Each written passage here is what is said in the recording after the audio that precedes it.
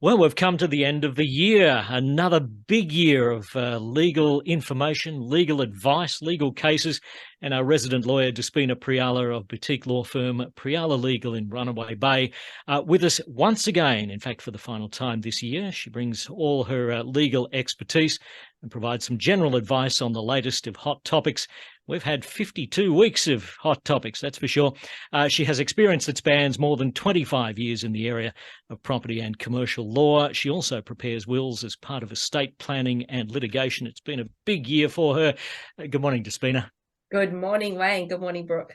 The final time in 2022. It's kind of sad doing this. It's just strange. This year's gone so quick. And like Wayno said, obviously it's been a mammoth year. So we thought now is the best time to maybe do a bit of a recap and talk about the most, I guess, significant law changes that we've seen over the past year and the crazy real life court cases that have happened on a federal level as well as a state level. So Despina, how about we start with federal level? What's been going on across Australia during 2022? Yes, so great intro. We talked about Thanks. this off air last week, and I thought, okay, let's just do a little quick review of what's happened over the year, which I've done at federal level and then Queensland and New South Wales. And it was really interesting year. I'm sure you'll agree that we've had so many interesting changes to the law, articles, newsworthy stories, headlines that have been quite out of the box. But anyway, it'd be a good time now to, I suppose, recap on And those interesting stories. it must be hard to keep up with so much happening. It's just coming at you all the time. It is. I think I spend probably 90% of my time just reading, and constantly keeping myself up to date, which can be difficult. But I mean, you don't have a choice these days. And as you very well know, things move very fast these days, as opposed to decades ago when there was no internet, no email, no social media. So now, of course, with all those influences and I suppose things that we use on a daily basis, everything's accelerated. So yes, but in any event, we will do our best in this segment, the last one for the year, to try and recap and remind people, of course, of some pivotal changes to the laws, some interesting ones coming up next year as well. That is a flow-on effect from this year and what's happened, and maybe some tips at the end, I think, for those people over the holiday period as well. Sounds So, good. yeah. So let's talk about the federal level cases and what's happened. So if you remember, we started off the year in January with the Djokovic case, which was huge.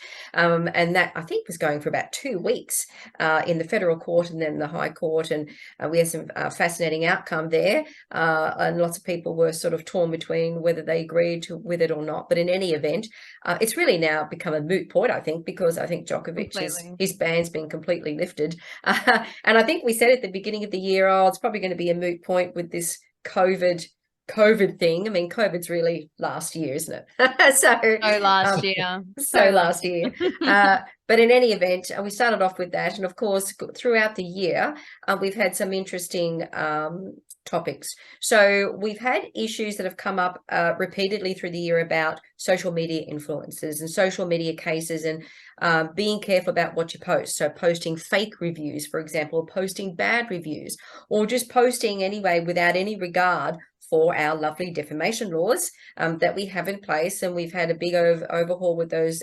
uniform defamation laws now across Australia. So people have to be very careful with that.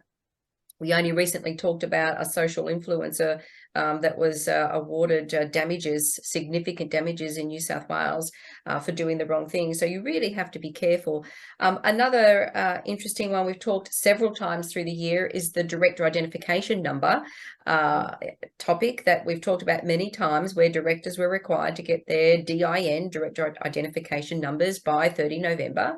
And of course, the government's extended that now to the 14th of December, which is already come and gone now. But in any event, yes. So that was a big one for directors. Director penalty notices. So the ATO has definitely been on the warpath this year after coming out of COVID, and we're definitely out of that regime, if you could call it that, with restrictions and benefits being given to people in terms of not people pursuing people for unpaid debts. ATO is not doing that anymore. They're on the warpath, so they have been issuing director penalty notices throughout. They've issued thousands and thousands, hundreds of thousands of them to directors for unpaid debts of a company. So a director is personally liable. So really need to be careful there. Of course, we've had the cyber crimes. So that's been huge this year. We've touched upon that, haven't we? Quite a few times, trying to give listeners some tips about that. You know, we've had spyware, malware, rat scams, remote access, Trojan scams. And of course, we've had the Medibank and Optus data breaches that have, you know, under the umbrella of cybercrime. And of course, they're huge conglomerates. So if they can get, you know, breached, of course, little individuals like you and me, do we stand a chance? That's it. And of course, that's dragged millions of Australians into this, perhaps who hadn't come into contact with it before and hadn't had any issues with it. Oh, absolutely. Absolutely. And we'll have class actions, if not already, in relation to those. So cybercrime is there. It's real. People need to be very careful, take protective measures, go see an IT expert. We've talked about all of that. So that's pretty big. So I thought, let's go to New South Wales now, because the next segment, you know, after the break, we've got a lot to talk about with Queensland. Queensland's been very busy with laws. Yes, Queensland, always Queensland. So New South Wales, we've had some fun stories, I suppose we could call it that, and some really good ones. So just recently we talked about the first home buyer choice scheme that's come into place in New South Wales for first home buyers in relation to opting in or out of this new annual tax that you can pay as opposed to stamp duty, a once-off stamp duty payment. We've went through the figures and we've realised, and we worked out for listeners, that it's really going to be cheaper for you as a first-home buyer to pick the annual tax. So that's something to be on the lookout for first-home buyers. We've also had some interesting stories about New South Wales road rules, just like Queensland, about mobile phone usage, about penalties increasing, as we know. And particularly, people should remember, of course, over the Christmas break, you always get that, you know, the triple points or double points. Double demerits. Points. Yep, double demerit points. So the fines are already very expensive, right? Right or wrong, as a deterrent for people. Remember, as soon as the public holidays start, I think, or it might be even Christmas Eve, I'm not sure, that double demerit point system stays in place for the holiday period. Let's not lose your license over the holidays. You don't want that to happen, because that can have obviously catastrophic consequences. Let's not drink and drive and all of that. People should be aware of that anyway. So that was some interesting stories. We had that case in the local court at Gosford, if you remember as well, about the mobile phone use and the driver passing the phone to a passenger. In that particular case, that driver was not found to have broken the laws, but then again, the magistrate was found not to have really made a proper decision. So it's being retried next year. So that'll be an interesting one to look out for. But this mobile phone usage whilst driving has always been, it's been a topical matter this year for discussion, and it's going to continue. And I can see the laws, particularly in Queensland, changing with respect to what's a device.